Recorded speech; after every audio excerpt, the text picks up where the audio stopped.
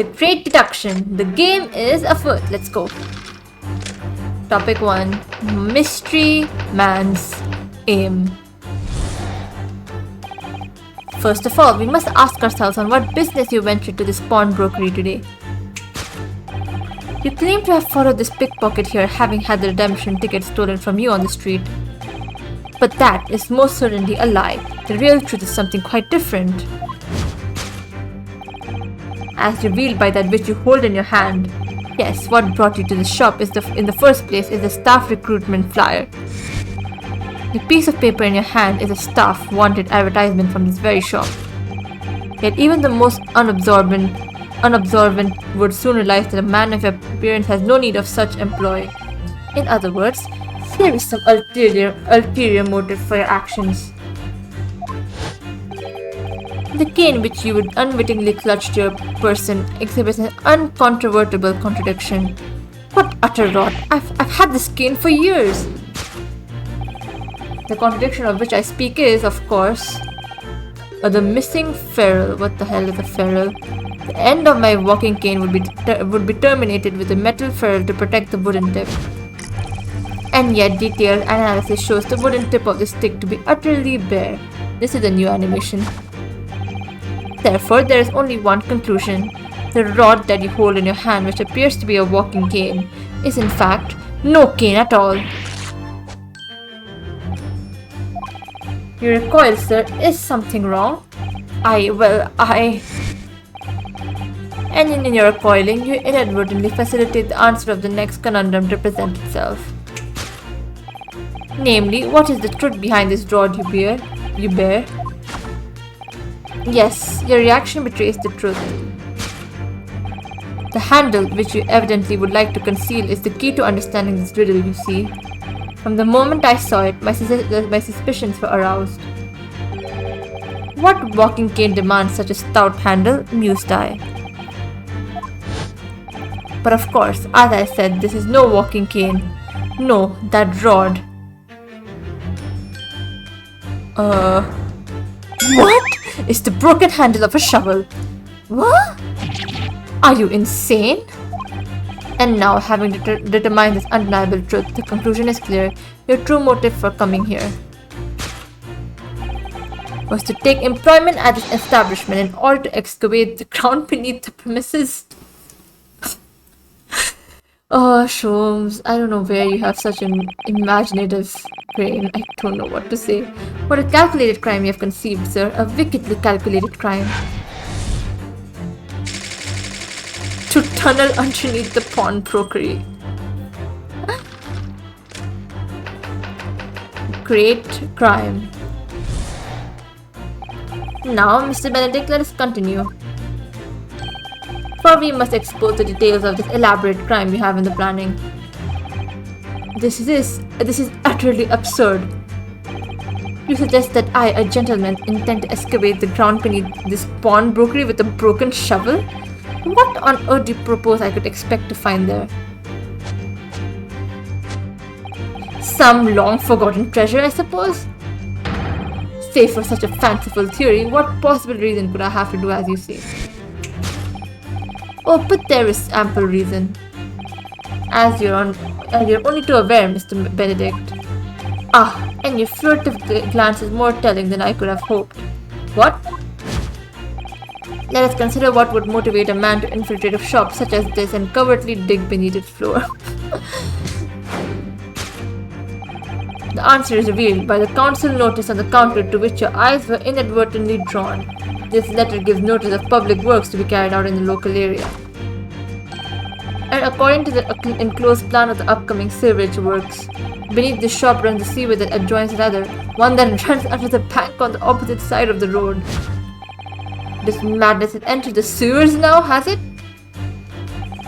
By excavating the ground beneath our feet, we would gain access to the waterway that flows in very close proximity to the great vault of the financial institution opposite. Bro, I feel like I'm high on drugs or something, because what the fuck is going on? What are you? In summary, sir, you devised a master plan to pull off an elaborate bank robbery by dint of the underground tunnels. Master plan? Which brings us at last to the final chapter of this lurid scheme. With what plunder did the thieves hope to make off from the underground vault of the bank? Are you quite serious? Having consulted with Scotland Yard some days ago, I happen to know the answer. But naturally the answer is no secret to you, is it, Mr. Benedict? I have no idea what you're talking about. Allow me to present a rather interesting piece of evidence. You see, this picture postcard tells us all we need to know. A postcard of the Great Exhibition? I'm afraid you've quite lost me. Currently in the final stages of preparation, the Great Exhibition will soon be underway, and the government has provided extra funds to complete its centerpiece, the Crystal Tower. Funds that currently sit in the vault of the bank on the other side of this road. Pardon? Yes, the considerable crime you have been contemplating is the theft of that which sits in the vault of the bank, the special reserve funds for the Great Exhibition. Of course, that is top secret police information, so keep it under your hat, please. Bro just revealed top secret stuff for this stupid deduction, which is not even completely correct. Thus concludes Sherlock Holmes' great deduction of this pawnbroking puzzle. Mr. Sholmes? Well, Mr. Narhodo? An impressively upbeat deduction for a detective racked with loneliness, would you not agree? Was it true what you said about the bank over the road and what it has in its vault? Indeed, though few know of its existence, it is one of the government's most closely guarded secrets. You revealed it. Gregson told me, in the strictest confidence. But you just announced it to everyone here, rather loudly in fact. And if it's such a big secret, how would Mr. Benedict have come to find out about it? There can be but one explanation for that. Clearly it is because the man is a criminal. But what if he didn't know anything about the money in the vault? If he's a criminal, as you said, then buying a brand new shovel is sure to be the first thing he does now that he reveals the secret. Or if he doesn't, maybe Mr. Windybank will. He already has plenty of shovels here after all. Oh my life, I assure you that I'm not so unscrupulous. Well, hopefully this has taught you a valuable lesson. Sensitive information must be handled with the utmost of care. One can never be sure that someone privy to secrets won't disclose them, and once the word is out, it's out. Sholmes, you should look a good look at yourself, please. Perhaps I'll think twice before confiding in you next time, Mr. Sholmes. An excellent idea, Mr. Nahudu, an excellent idea. Well then, Mr. Nahudu, you know what to do, I'm sure. Yes, let's listen to that great deduction again, and see if we can massage it into shape. Very well then, let us start once more from the beginning. Of Sherlock Holmes' magnificent logic and reasoning spectacular.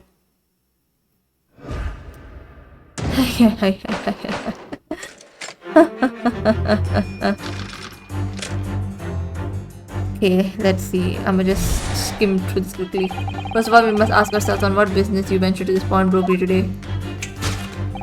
You claim to have followed the pickpocket here, having had the redemption ticket stolen from you on the street. But that is most certainly a lie. The real truth is something quite different. As revealed by that which you hold in your hand. Yes, what brought you to this shop in the first place is a staff recruitment flyer. Okay, so by Mr. Sholmes' reasoning, Mr. Benedict came here in order to apply for a job so he could dig down through the floor. Yes, in an attempt to tunnel into the sewers again to gain access to the money in the vault of the bank across the road. But he wouldn't get very far with a broken shovel, would he? No, I think it's fair to say his motives lie elsewhere. The question is, where? What did bring Mr. Benedict here at this particular point in time?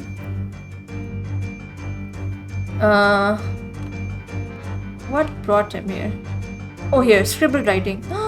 Wait, oh my god, I'm going the wrong way. They do it opposite and my brain starts hurting. Oh! Look at all the scribbled notes on the back of the flyer here. I don't believe it. What is it? Listen to what it says. Name, Gina Lestrade. Height, 5'2". Green cap, scruffy waistcoat, grubby white shirt, blue satchel, ragged. It's a detailed description of Miss Lestrade. Goodness, there's even a sketch of her, hat and all. Although if he showed it to her, she'd fire that smoke grenade launcher in his face for sure. And look, the details of the shop have been written down here too. Windy Bank's Pawnbrokery, Baker Street, redemption deadline 15 April, which is today's date. Why would Mr. Benedict have all that information scrawled on the back of the piece of paper? Info about Miss Lestrade. Present.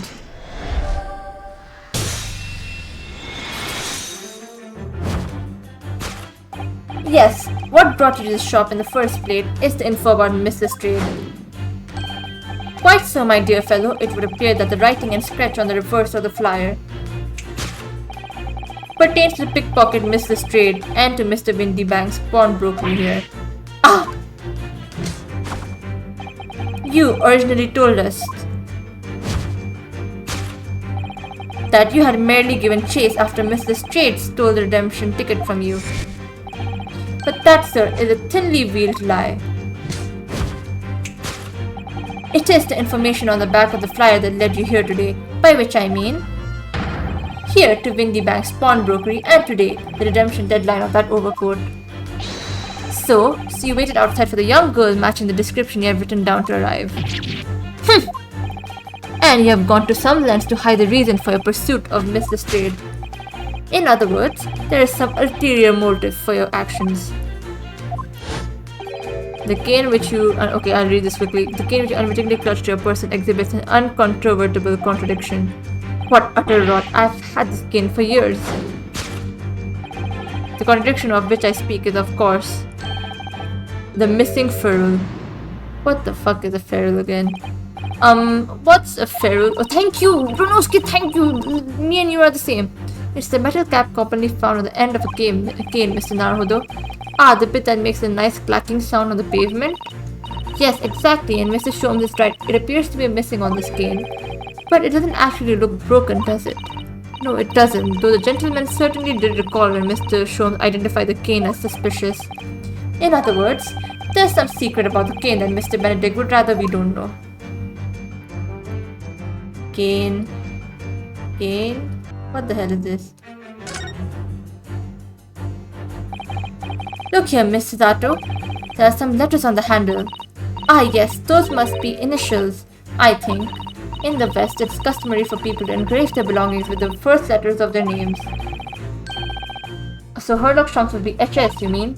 That's right. And the initials of this cane, obviously. Oh! AG? Why does it feel as though that's not quite right? It's not this, but I'm just gonna check. The end of the cane is just bare wood. Yes, and according to Mr. Sholmes' deduction, this is where the shovel blade would have been attached. Could it just be that the tip fell off? I'm sorry, Mr. Naruhodo, but I couldn't possibly speculate. I guess the only thing I think this is the only thing. Take that!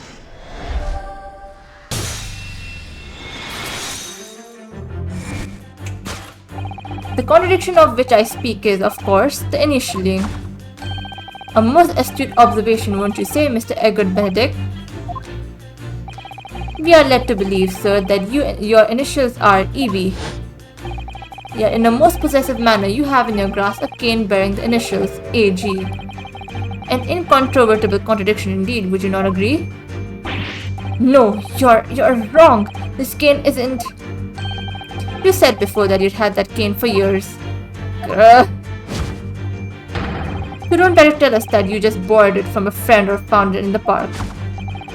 In short, though you hold yourself to be a gentleman, you have withheld your true name. Okay, let's see what's next. You recoil, sir, is something wrong? And in your recoiling, you inadvertently facilitate the answer of the next conundrum to present itself. Namely, what is the truth behind this rod you bear? Yes, your reaction betrays the truth. The handle which you evidently would like to conceal is the key to understanding this riddle, you see. Let's consider the bare bones of what's happened here. Mr. Straight redeemed that fine-looking overcoat, and now a mysterious man has appeared, introducing himself with a fake name and claiming that the overcoat belongs to him. But we know that he actually identified Mr. Straight from a written description, which suggests that everything else he told us is untrue. So what we need to do here is somehow prove that the overcoat cannot possibly belong to him. Okay, how do we find out? Oh, this. Let's press it. Oh, the seam on the shoulder there is coming apart. Look! So it is. Do you know a moment ago when Mr. Benedict was surprised by something that was said? I thought I heard him make a rather strange noise. It sounded a bit like a tiny growl.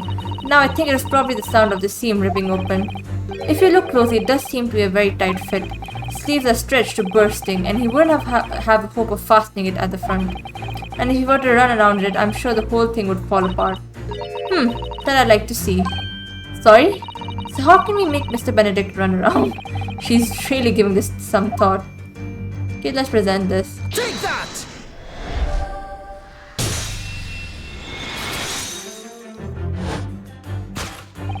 The split seam, which you evidently would like to conceal, is the key to understanding the riddle, you see? Ah! Yes, because the overcoat is rather obviously a poor fit. Having forced it over your broad shoulders, the seam is already breaking apart.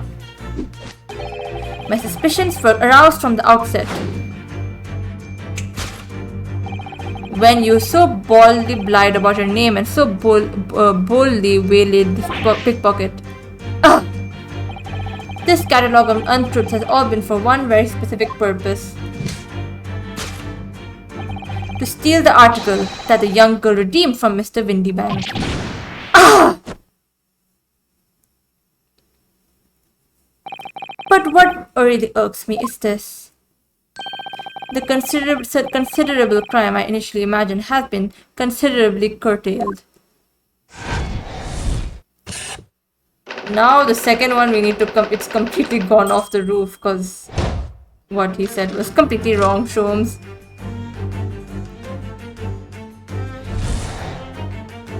Now, Mr. Benedict, let us continue. For we must expose the details of this elaborate crime you have in the planning. This is utterly absurd.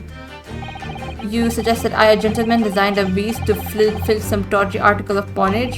Have you forgotten that I redeemed the article in the proper manner using the watchword? Had I not been the one to deposit it in the first place? How could I possibly have known the relevant details? N'est-ce pas? I don't know how to say the word. Oh, but the watchword can be discovered. As you are only too well aware, Mr. Benedict. Ah, and your furtive glance is more telling than I could have hoped. What? Let us consider how one might come to learn a secret watchword relating to the pawned property of another.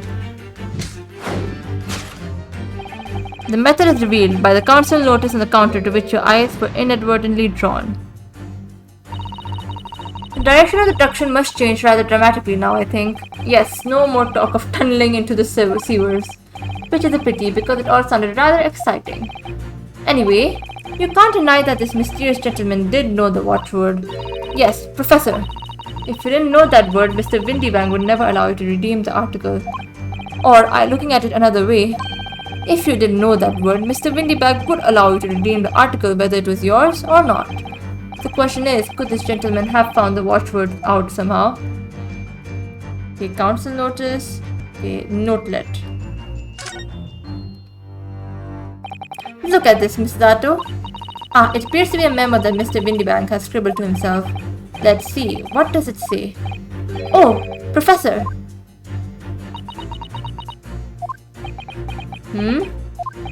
Mr. Windybank must have made a note of the watchwords his customers give him right before their eyes, and in alarmingly clear script as well. Oh dear, I don't know where to look. Who knows what other secrets I might see. And there's a picture of a cat as well. I guess it's this. Take that!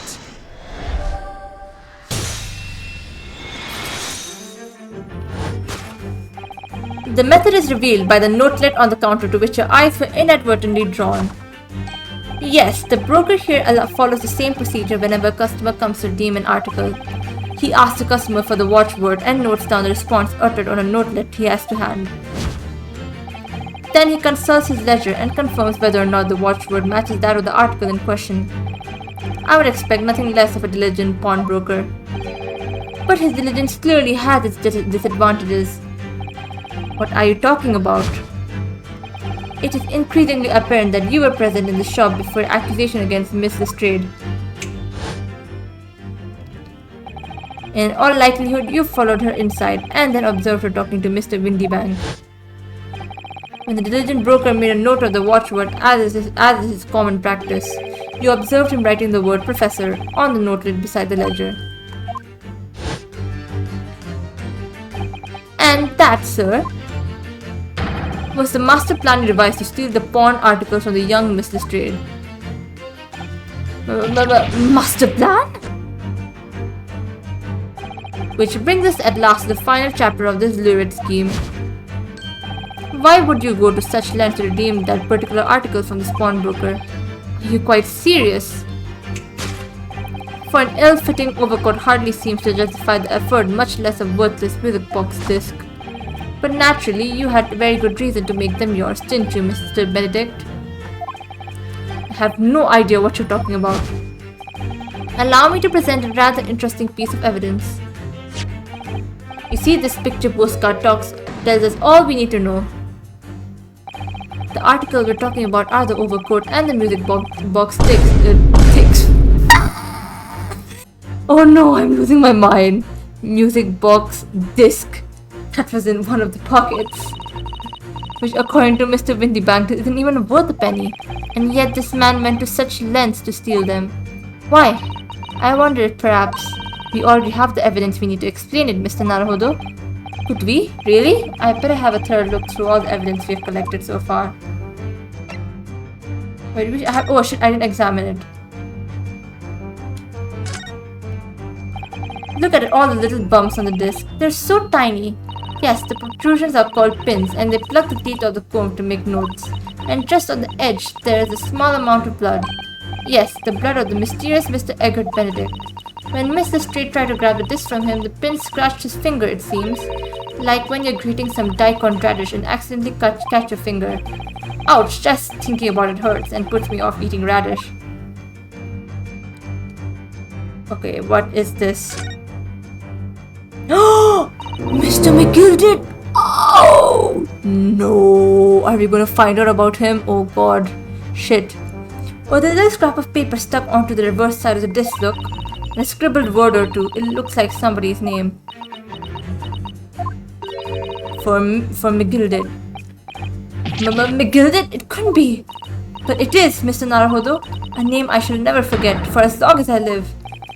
But why? Why is his name on this? Okay, this is interesting. So this is a disc from Mr. McGilded. Let's present it. 1, 2, and 3. Take that!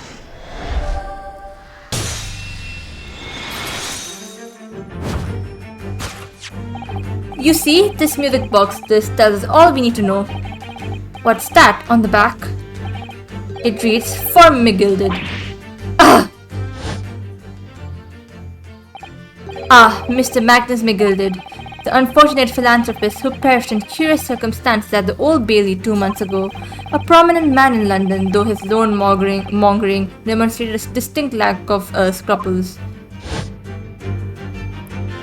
So, you're an associate of his, are you? Or perhaps a subordinate? Mr. McGilded was a man of unusually small stature. In fact,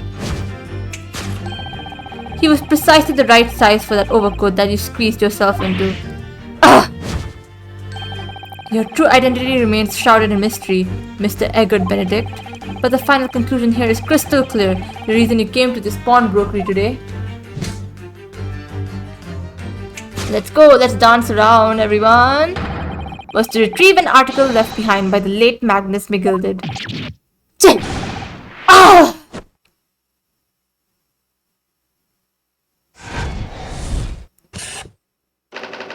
To acquire an item deposited by Mr. McGilded.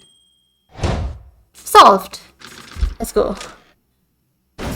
Deduction complete. Elementary. My dear Watson, or something like that. I don't know. I don't read Sherlock Holmes books. Well, well, Mr. Magnus McGilded. Not a name I expected to hear in these circumstances. Mr. Sholmes, I'm afraid there's something very troubling on my mind. Pray tell, Mrs. Atto. Well, according to what Mr. Windybank told us earlier, today was the final day on which the court could have been redeemed, was it not? Yes, ma'am, that is correct. Today would be precisely 2 months since it was first deposited. Well, today is 15 April, so 2 months ago today would have been 15th February, sir. That's right. It's all carefully recorded in my ledger. Deposited at 10:30 p.m., I see. What? But that suggests... Yes, 15th February is precisely the day on which the omnibus murder took place. And 10:30 in the evening is precisely the time at which the terrible events were unfolding. Suggestive is not the word. It would seem the matter is entirely beyond coincidence.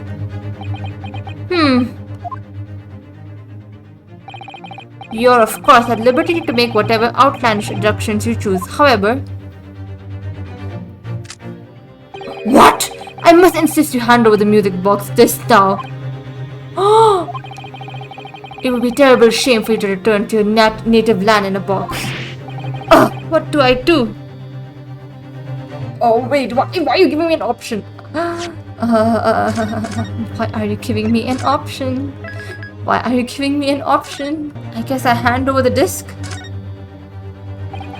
He could shoot me at any moment. I hate to give in, but what other choice do I really have here? Oh, Mr. Windybank! This is my shop. I can't allow any harm to come to my customers. If that were to happen, I should have to take my own life. Mr. Windybank, no. Alright, that's enough. Let's go. Inspector Gregson! Inspector. That's right, Sunshine. The alarm was raised on one of our dedicated emergency lines. So we got here as fast as we could. Now, what's all this about, eh? Oh, praise be, you're here at last. I was moments away from forfeiting my own life in my very own establishment. Fuck you, Benedict. It would seem you have the upper hand.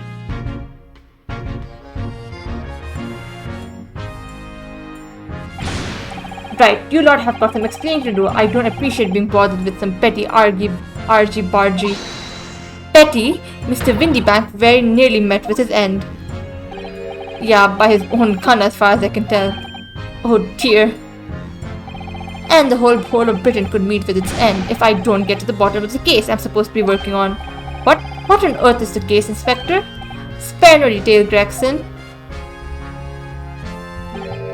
I might have said a little too much. No matter, it's nothing to do with you lot. Anyway, sir, you're gonna have to come with me down to the station. But of course, Inspector... Ah! He's getting away! Get after him, lads! Whistle the beat officer too! Sir! What the hell?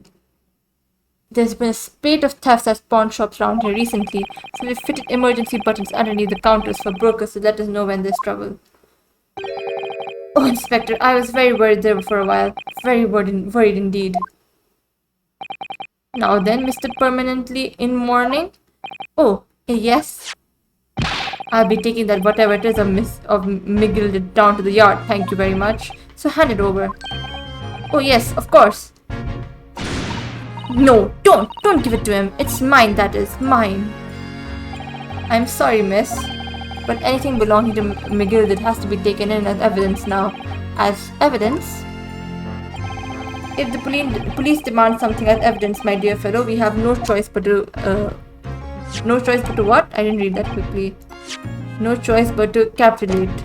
It's all yours, Inspector. Come. And so we handed Mr. McGilded's disc over to Inspector Gregson and were summarily turfed out of the shop and onto the street.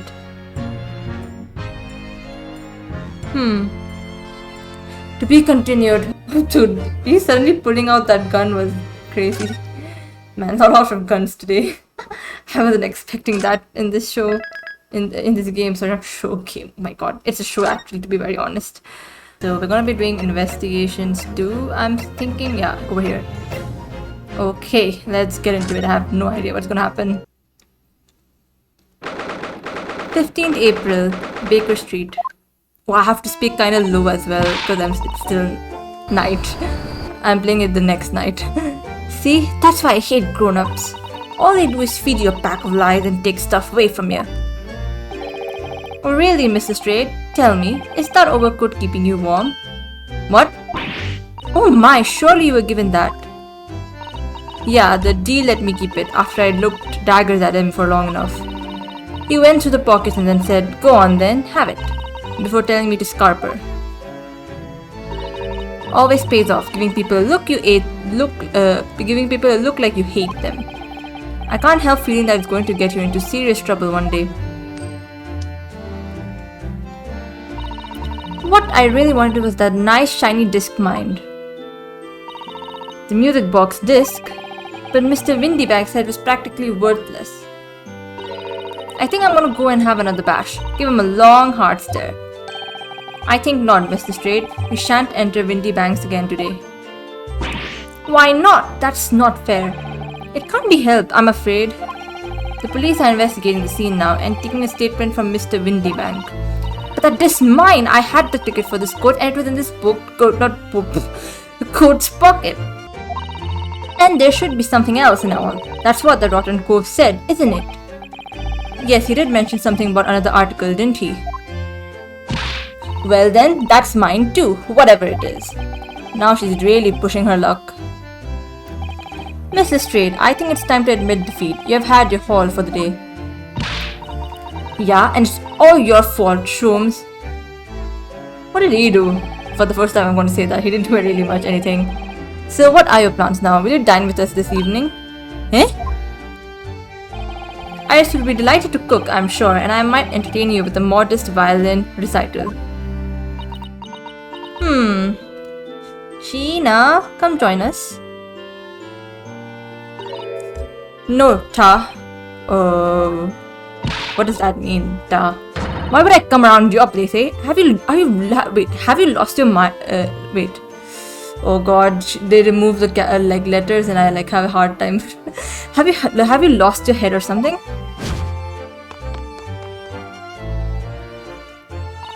Oh dear, she's gone. Having reviled on me quite unnecessarily, I might add. I can't help wondering that she's a tsundere. If perhaps she might turn up anyway. Interesting. Once she's had a chance to calm down, I think there's a good chance she'll decide to come. Very well then. I'll inform Iris to set a place for our potential guest at the dinner table this evening. And one more thing. I should be glad of your company later too. Sorry? I believe I will have a rather splendid surprise to show you. Oh, how exciting! What is it? You shall have to wait and see, Miss Zato. Until later then. Is it going to be his violin recited or something? Okay, let's go to Sholmes' suite, I guess. 15 April, 3:46 PM, Sholmes' suite. Ah, Susie and Bruno, come in, come in. Good afternoon, Iris. Thank you so much for breakfast this morning. Not like I could eat it, my bacon and eggs. Oh, don't mention it. Goodness, look at the time already. Busy as always. I'm preparing everything for dinner this evening. Already? You're obviously cooking something special, are you? Oh yes, after all, we have a special guest joining us. Guess who it is? Go on. Hehe, you'll never guess. Look at those little eyes of hers shining. Oh dear, it is awkward when you already know the answer, isn't it? It's Ginny! Isn't that exciting? Oh, what a surprise! Yes, that's wonderful news. Wow, Iris seems overjoyed at the idea. I can't wait to learn some pickpocketing tips from a real professional. Oh yes, that does sound like fun. I'm not sure that's entirely appropriate. Are you, Mr. Naruhodo? By the way, Iris, what's Mr. Sholmes up to? Are you depressed again? Hurley? Oh, he's been like that ever since he got back. Hello, Mr. Sholmes. I beg that you won't speak to me. Oh, he's gone depressed again. Okay, sorry. I don't know who you are, but kindly take your leave. As you can see, I am not here. What is this guy on? I don't know how to respond to that. I do apologize. When he gets like this, he's completely oblivious to everything. Yes, I see. He's a pain in the ass. Really, he behaves just like a child sometimes. Hurley does. Mr. Sholmes and Iris have something of a parent and child relationship, don't they? With Iris as the parent. Wait, how old is Sholmes? Sholmes, how old are you? Bro, 34? Bro, come on, dude. Come on. Bro, I was thinking he was like... at least maybe like 28. But he's like 10 years older than Ryunosuke, that's it. Gina is 17. She does not look 17. She looks like... I would assume her age would be like 13, to be very honest. Eggert Benedict. Oh my god, what a name. Yes, except that Iris is clearly the parent here. Come to think of it, I wonder where her real parents are. Her name is Wilson, right? Is she related to the Wilson who died in Japan? What's the matter, Bruno? You have ever such a funny look on your face. Oh no, it's nothing. I know what it is. Why does this girl live here with Mr. Sholmes? You're wondering, am I right? How did you... This girl is a genius. Hehe, oh Bruno, I can read you like a book. This girl is dangerous. Don't worry, you can ask me anything, I won't mind. Okay, let's ask... Wait, is this examine thing the same thing? Yeah, it's the same thing. Wait, I want to examine Sholmes. What the fuck is going on with him? So, Mr. Sholmes, what are you engrossed in? Did you not hear? I am not here. Of course you're not. I cannot think why the whole bed of the ocean is not one solid mass of oysters. So prolific creatures seem. Ha, he won't even turn around and look at me. It's best just to leave him alone when he's in one of his moods like this. He has a lot of moods. Yes, I can see that. Yeah, this man is a something else, I'll say that. Let's converse. Ginny. So by Ginny, you mean Mrs. Street, the young woman from the McGilded case 2 months ago, right? Yes, who also stole my experimental smoke grenade launcher. Although after that trial, I invited her back here and we had dinner together. And now we're the best of friends. Oh, hee, what a lovely tale. Yes, and now if I bump into her on the street, she runs away as fast as she can. Oh. And I chase after her down the back alleys. Interesting idea of friendship. That's how all friendships are done. It's like weird as fuck in the beginning. And then I let her have the latest color smoke grenade I've developed. Oh. There are so many beautiful colors in the world. Ginny wants me to make a whole rainbow. I suppose this means you have let Miss Lestrade keep the smoke grenade launcher, have you? Yes, that's right. I got bored of it anyway. Hurley always reacts the same way when I shoot him with it now. Poor Hurley. Oh, I can't wait for Ginny to arrive. It's been too long since she last came over. I'm so excited. I just hope she does actually come. Okay, let's say living with Sholmes. I'm sure you've been wondering why it is that I live here with Hurley, haven't you? Well, it has crossed my mind. That and where are your real parents?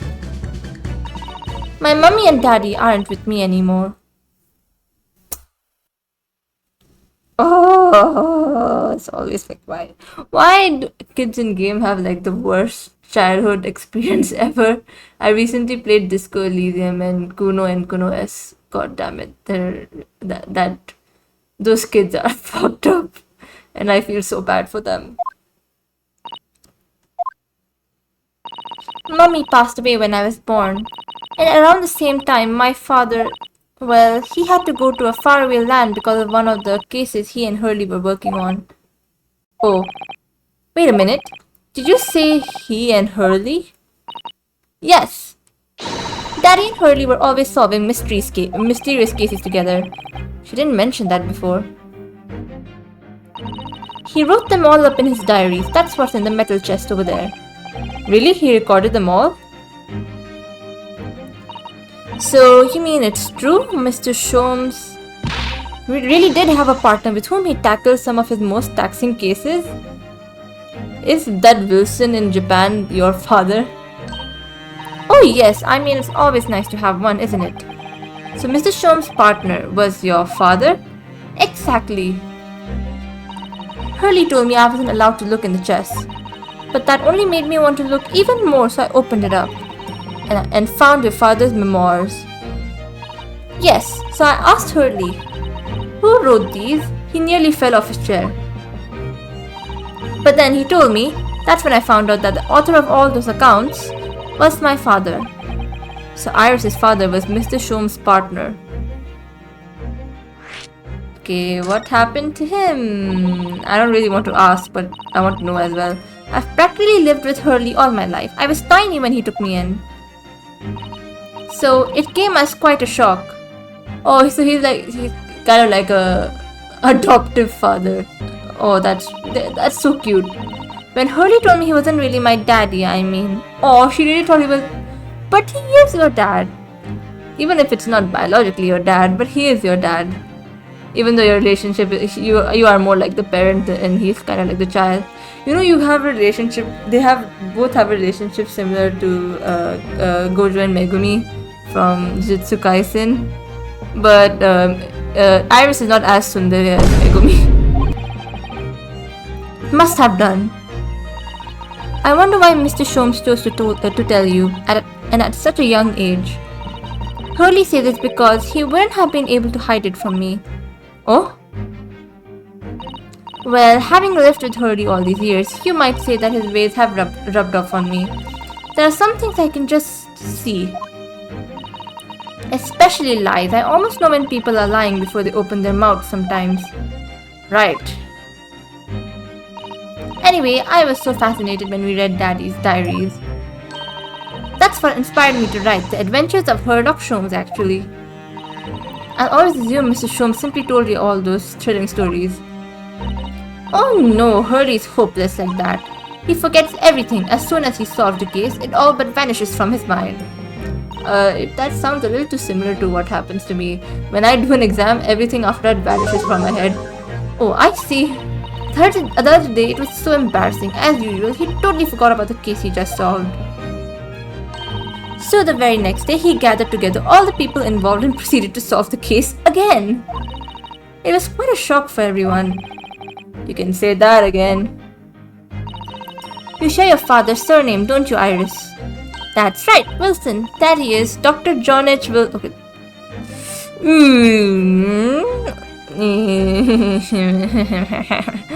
Oh no. Also, but then why was he... Has he been in Japan for the last 10 years or so? I don't think so. I learned from his diaries that he's a doctor of medicine. You see? Oh, it's him. That's what prompted me to study and study so that I could earn a doctorate as well. Iris's father, who went to some distant land, and is a doctor by the name of John H. Wilson. Oh no! The court will now hear the trial of Ryunosuke Naruhodo. Man, their fates are all so entwined with each other. Oh my god. Kindly state before the court the name of the victim in this case. The victim's name was Dr. John H. Wilson. This is not great. That's right, visiting professor of medicine at Imperial Yume University. And the man who in the most bizarre of circumstances lost his life just before we left Japan. Miss Susato.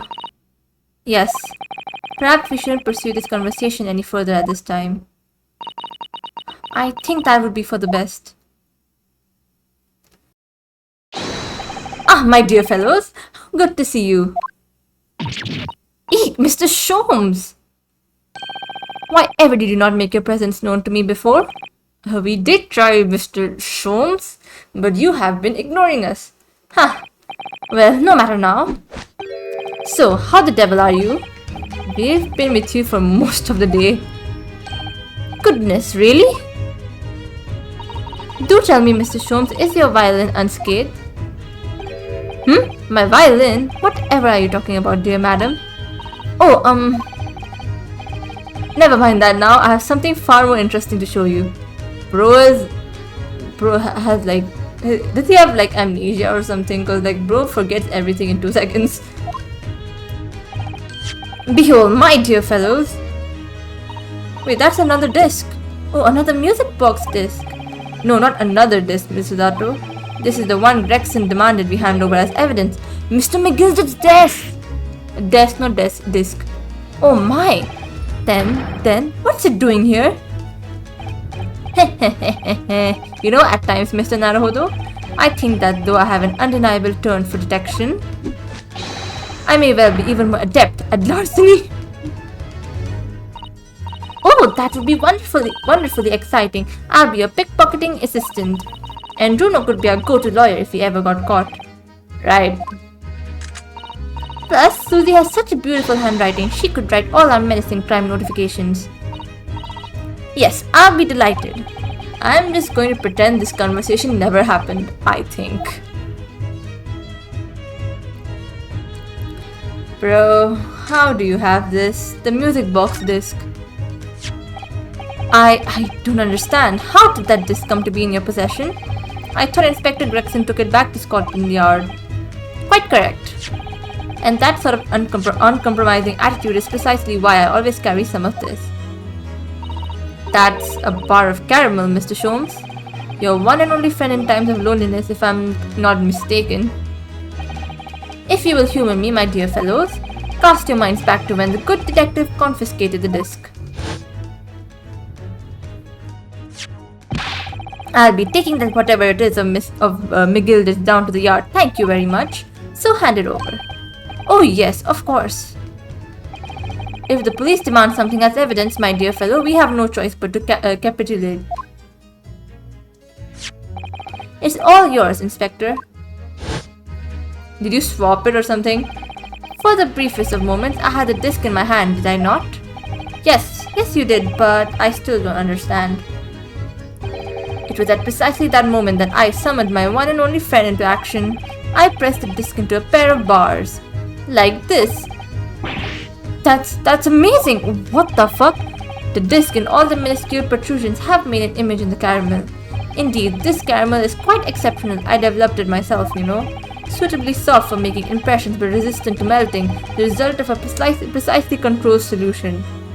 Did you give this caramel to Gregson? How extraordinary! Carrying a pair of these on one's person frequently proves very useful indeed. Take a house key, for example. A simple press and its unique form is duplicated. I can enter anyone's property at will, and never without high sucrose nourishment. Yes, it sounds illegal. From the image, I was able to create this. Oh. Okay, so it's not the real one. I confess, I was most curious to know what manner of music would issue from the disc when played.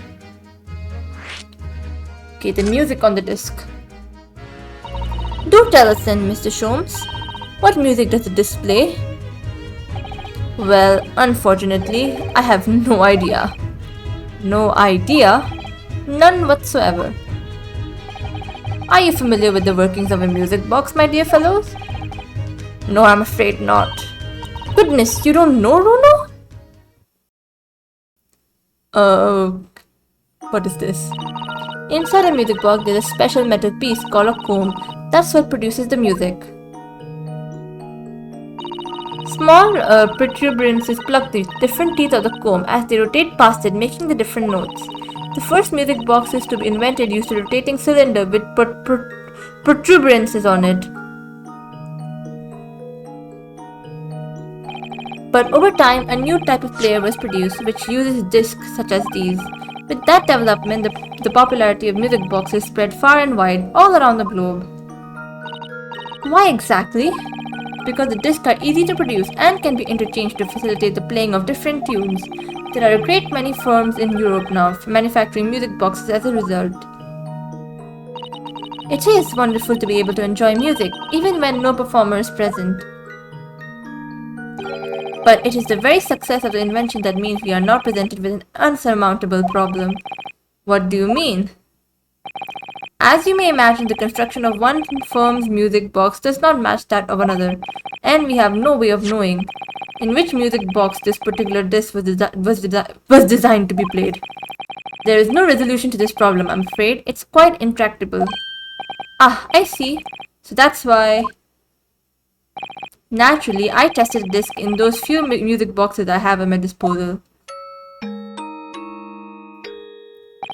But as you can hear, to no avail. The results were equally unsatisfactory in this one. So, I am presently engaged in acquiring an example of all the music boxes ever made in Europe. Every single one? That's Hurley for you, always taking things too far. But my dear girl, an unsolved riddle is quite repugnant to my constitution. But surely all the different types in Europe will amount to a huge volume of music boxes, won't it? Yes, that is certainly true. In the worst case, I shall just have to ask you to vacate the attic room. What? Okay, Sholmes. Bro is so smart but also so dumb at the same time. I don't know what to say about him, but he's my favorite character. I feel like I don't feel as relatable to him as like Renosuke, but I can definitely see parallels between us. Oh my god, I can't say the word parallel. Oh my god. The word is difficult, to be very honest. Okay, let's go to Magnus Migilded. I was expecting this name to come up one day, but not so soon. Magnus Migilded, not a name I expected to hear again so soon. Yes, it's only been 2 months since that Greasy case. Hi, yo. Mr. Migilded perished within hours of the trial's conclusion. Was it the curse of the Reaper? No one knows till now. The omnibus was reduced to a pile of ash, not a shred of evidence remained. And with the man's death, the truth about the murder in which he was so intimately involved was buried.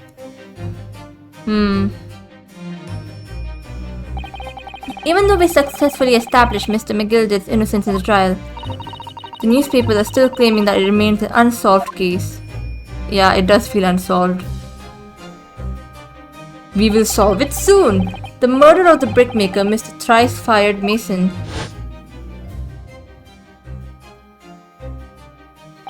You both were there as well. In the end, the truth of the matter remains a mystery. We still have no idea what really happened that night. I hate this guy. He actually, he gives me creeps. And although Mr. Migilded was found not guilty through my defense, I still don't know if that was the right judgment or not. I wish he's dead. Okay, that I shouldn't say that, but I wish he's dead because I don't want to see him again ever. It would appear the case is not yet closed.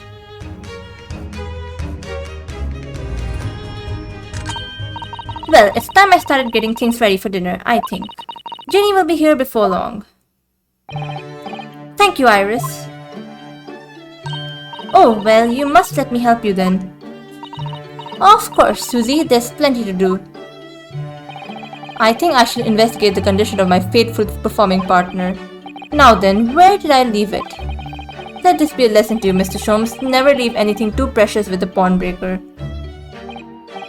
Yes, you may be right.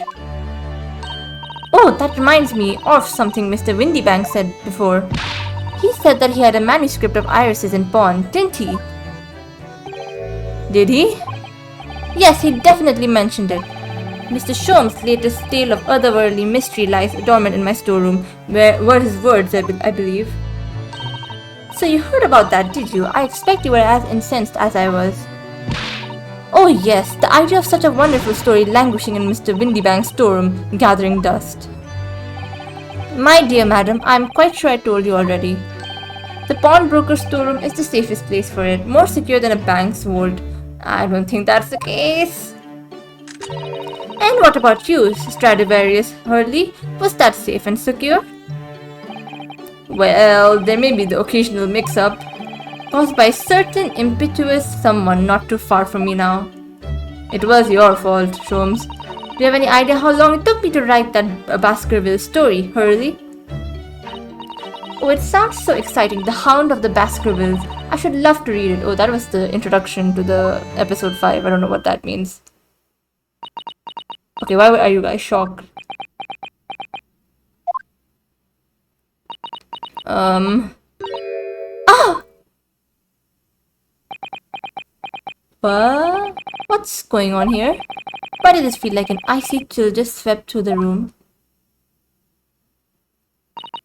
Susie, what did you just say? You said the Hound of the Baskervilles. But how could you know the full title? Well, that's... Huh? That's because Mrs. Arthur is such a great fan of all the stories about Mr. Sholmes, of course. But Bruno, the Hound of the Baskervilles, has never been published. What? When I showed Hurley the manuscript, he told me that I wasn't allowed to publish it yet. I don't understand. That's why he said that he'll keep it safe. Until it was the right time for the story to be made public, you see? So that's why the manuscript is at Windy Banks. And yet, how could Susie here know its title? Well, Hurley, what's going on? Oh, what the fuck is going on? Ah! What is it, Mr. Sholmes? It would appear our guest has arrived. Please don't... I want to know, how does Susie know about... Suzatu know about this? Mr. Strayed. This was a bad idea. I knew I weren't welcome. I'm going. No, wait! Mr. Strayed. We've all been eagerly awaiting your arrival. Haven't we, Iris? What is going on? Oh yes, just wait there, Ginny. We'll have everything ready in a jiffy. Come along, Susie. Right, of course. It's a pleasure to see you here, Mr. Strayed.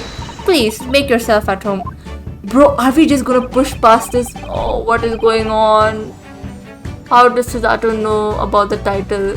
Don't stand in the doorway, my dear girl. Come along in. What say you to some mental stone? What's that? I won't take no for an answer. Meddlesome it is, then.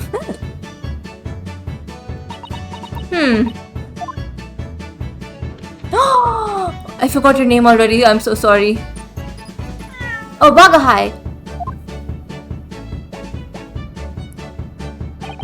That evening, Iris prepared us all a meal that was even more delicious than usual. Mr. Sholmes' violin performance was in no way meddlesome, and Gina, as we came to call her, taught us all how to steal things from one another without being noticed. Everyone thoroughly enjoyed themselves well into the night. We are just going to move past that thing which happened. 15th April, 9:34 p.m. Naruhodo's legal consultancy. That was a very enjoyable evening, wasn't it? Oh yes, Iris's cooking was truly divine. And I feel as though I can still hear the enchanting strains of Mr. Sholmes' violin even now. Best of all, I bet I could steal the glasses from his lordship's face next time we're in court. Oh, I don't think you should do that. He'll fucking throw it on my head, probably. Naruhodo-san, could I consult with you about something? I wonder. What's the matter, Suzato-san? It's about the telegram I received. Ah, the one that arrived first thing this morning, I suppose. I've been summoned. What? Summoned? What do you... Don't go back to Japan, please. Don't go back without me, at least, please. Please, please, please, please, please, bye, bye, bye, bye. The telegram was from the Lord Chief Justice's office. Lord Strongheart has asked to see me. The Lord Chief Justice? When? Tomorrow morning. What? Then we have to start preparing at once. Oh no, that won't be necessary, Naruhodo-san. I've been summoned alone. Alone? What on earth for? I have no idea. I suppose I shall find out tomorrow. What's all this about? Whatever it is, it's making me feel very uneasy. Why are we like this? Oh, who could that be, I wonder? Good evening, friends. Ah, Iris, hello again. Hi, Gina. And Gina too. Yes, Ginny's going to stay with us tonight. She's going to sleep in with me. Isn't that right, Ginny? Well, yeah. How lovely. Let me make a pot of tea.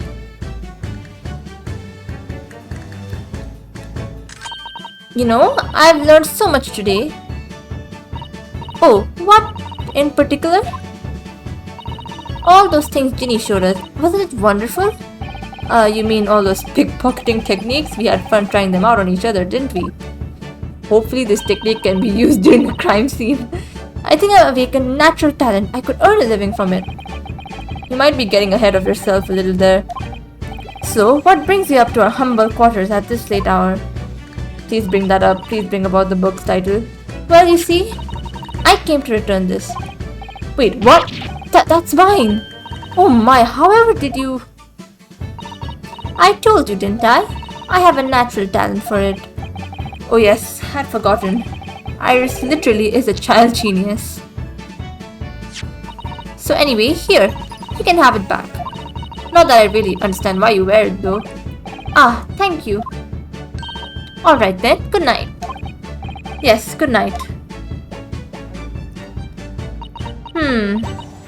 You are thinking about it.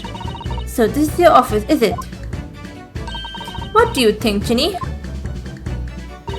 I think I wouldn't fancy me chances with a lawyer what lives in a place like this. Yes, me too. Why are you dissing me so hard right now? Seems as though Iris here still has something she'd like to talk about. I suppose she probably wants to talk about the manuscript. Yes, I suppose she probably does. Okay, let's talk. Do I need to examine everything right now? Okay, yeah. Oh, I got to examine everything right now again. Bruno, what are you doing? Look, I'm not gonna steal nothing, alright? It's all junk anyway. Charming. I suppose I should engage our guest in conversation, really. Okay, let's talk. Okay, let's talk. The manuscript. Iris, I suppose you're hoping to talk about the manuscript, aren't you? Aren't you going to tell me? I'm so sorry. I need a little more time. Please. Susie, what are you talking about? Bro, I don't know what's going on. Alright, I understand. I hope I haven't made you feel awkward. Oh no, not at all, Iris, not at all. I don't know what all this is about really, but... It's a story made up, is it, Iris? This mantle script or whatever you call it? It's not exactly a story that I made up. It's something I read in Daddy's diaries. Daddy's? That's right. I don't suppose I've mentioned it to you before, Ginny, but... My daddy was Hurley's assistant once, his partner. Eh? They solved all sorts of strange and mysterious cases together. Is that right, mister? Apparently so. I was as surprised as you are, though. And Daddy wrote all the details of every single case down, you see, in his diaries. So I study them and write my stories based on what actually happened. So, where's your old man now then? Aww. He had to go away on urgent business to a faraway land and he'll be gone a very long time. So I've never really met him. Oh, that's so sad. Bro, why is Wilson... Bro, Wilson's chilling in Japan teaching students. Why aren't you back here with Gina? Oh, right. Come to think of it. I don't know anything about Gina's parents either. Perhaps we should ask her. Should we? The Hound of the Baskervilles. Iris, this Hound of the Baskerville story, I take it that is another tale inspired by your father's accounts? That's right, I thought it was fascinating. But it's different somehow, from the other cases I mean. Oh? How? I don't really know, but it must be special in some way, because after I'd written it and I showed the manuscript to Hurley, he turned as white as a sheet. It was the first time I've ever seen him like that. Okay, this is strange. What is going on? It pains me to have to say this after you've toiled over it for so long, Iris, but this story must not be published at this time, under any circumstances. But why not? It's one of my best works.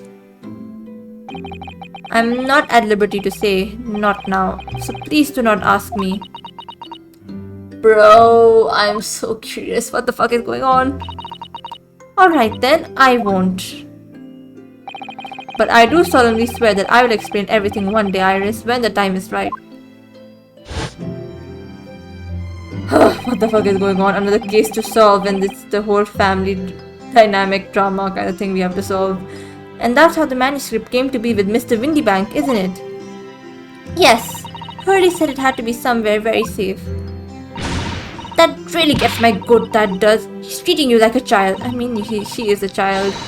It's mean, that's what it is, keeping secrets like that. I'm sure Mrs. Sholmes isn't trying to be mean. Oh, sorry, that was Renault's. I thought it was Gina. Eh? If he said he wasn't at liberty to talk about it, I'm sure there must have been a very good reason. I think so too. Susato, you know something about this whole thing. You lot are too trusting for your own good. But he can't pull the wool over my eyes. Sholmes is lying to Iris. I bet my life on it. What? What is he lying about? Hurley is lying to me? Oh god, what is going on? Can I examine Gina? Yeah, examine her.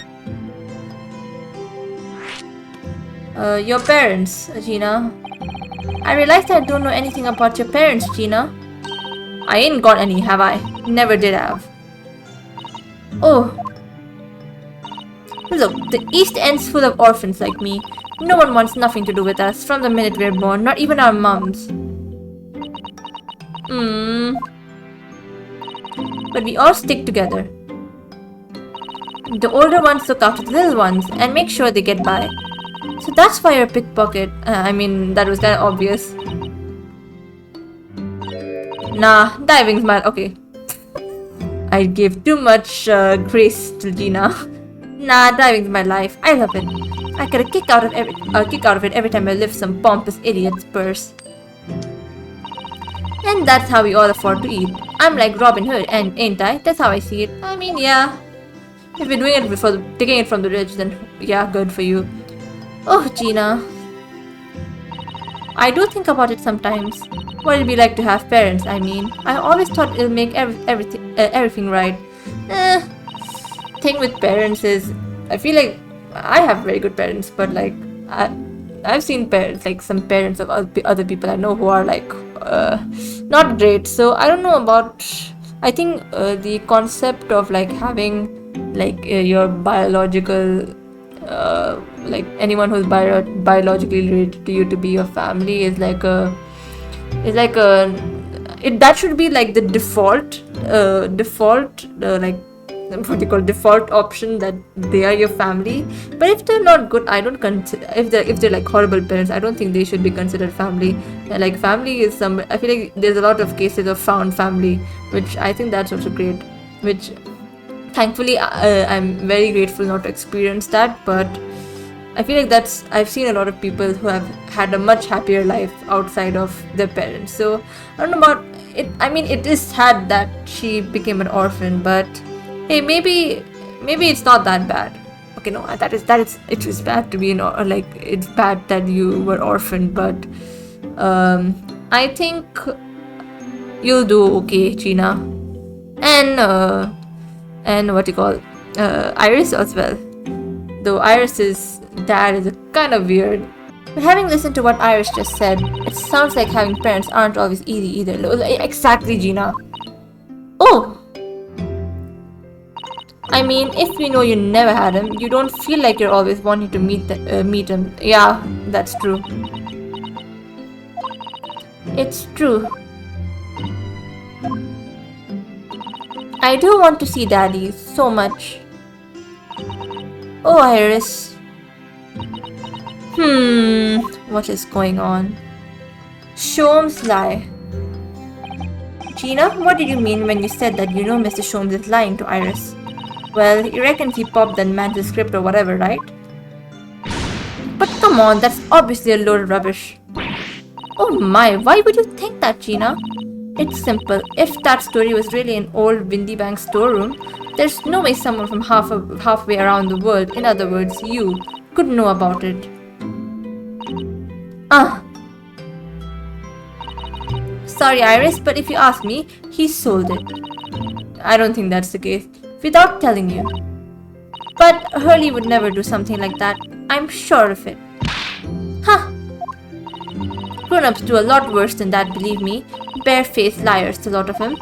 You just ain't realized it yet.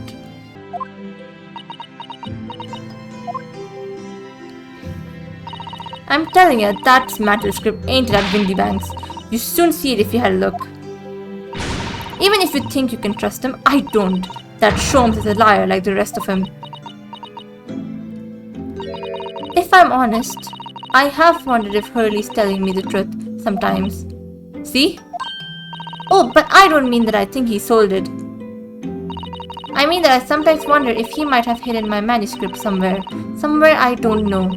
Even though it's wrong of me to doubt him. Don't be too hard on yourself, Iris. Bro, you're just a 10-year-old. Chillax. I mean, I understand why she feels that way, but I feel like she acts so much like a grown-up, probably because of the circumstances that she's been brought into. But, oh god, why are children in games so fucking sad? Oh my goodness, look at the time. Come along, Ginny, we should go back downstairs.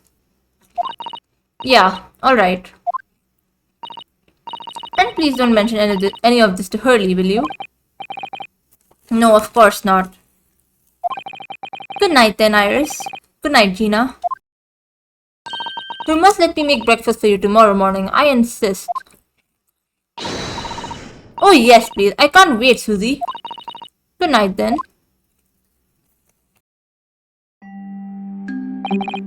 Iris, it sure is easy to forget, isn't it? Sometimes she speaks just like an adult, but deep down she's still just a child. Well, I think it's time that I tuned in for the night too, Naruhodo-san.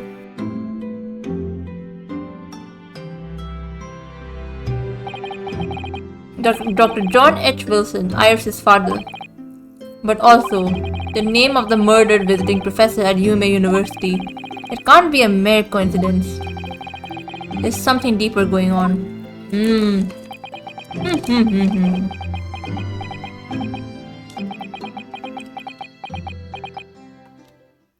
What is going on?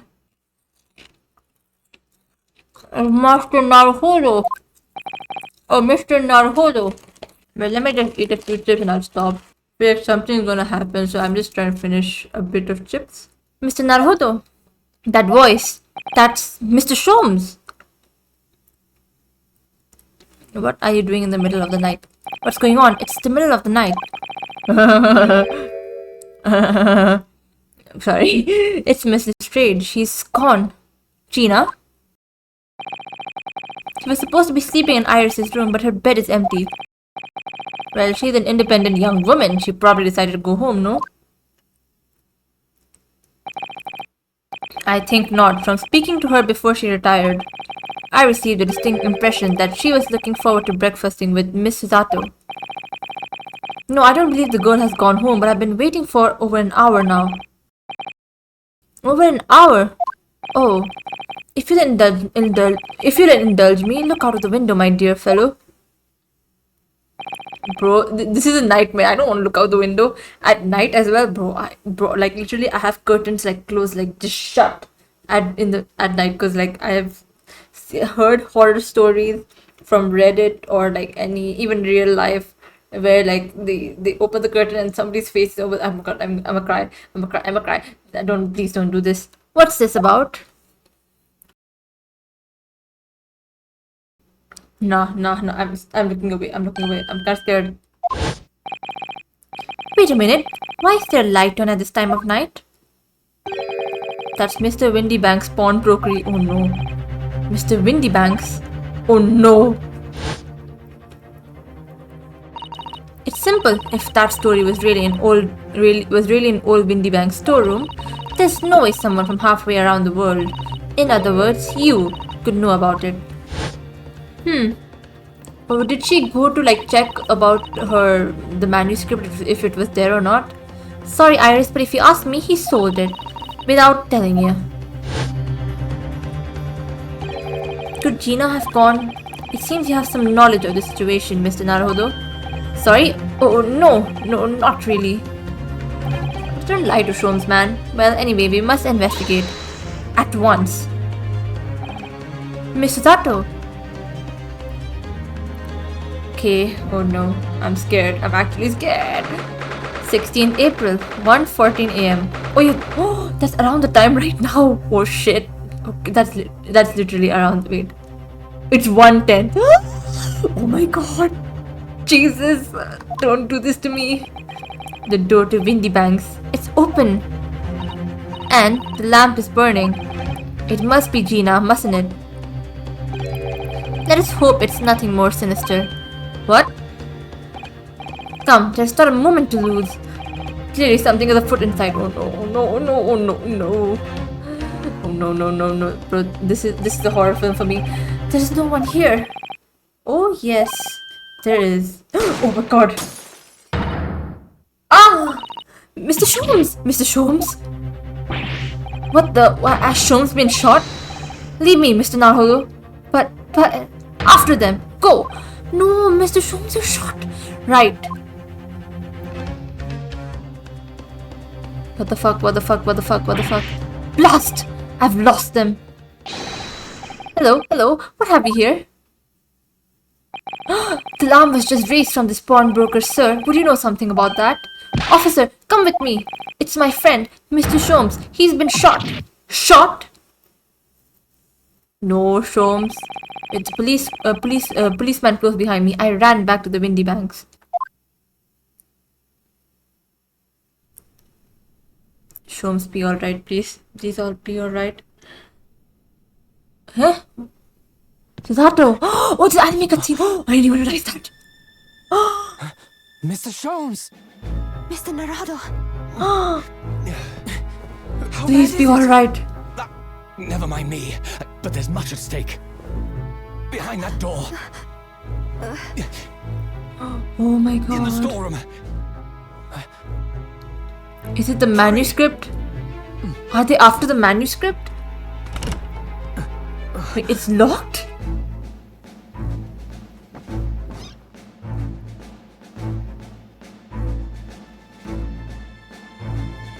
Windybank! Murder!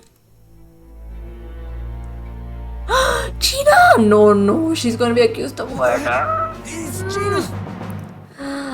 Oh god. Oh god. No way.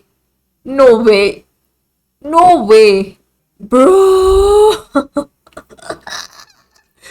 We now have to, I guess we have to defend Gina now. Who the hell? The shadows were a tall guy and a short guy. So what the fuck? I guess we're just continuing on. That was pretty short for investigation part 2. Hold it, that's the end of the video. See you next time.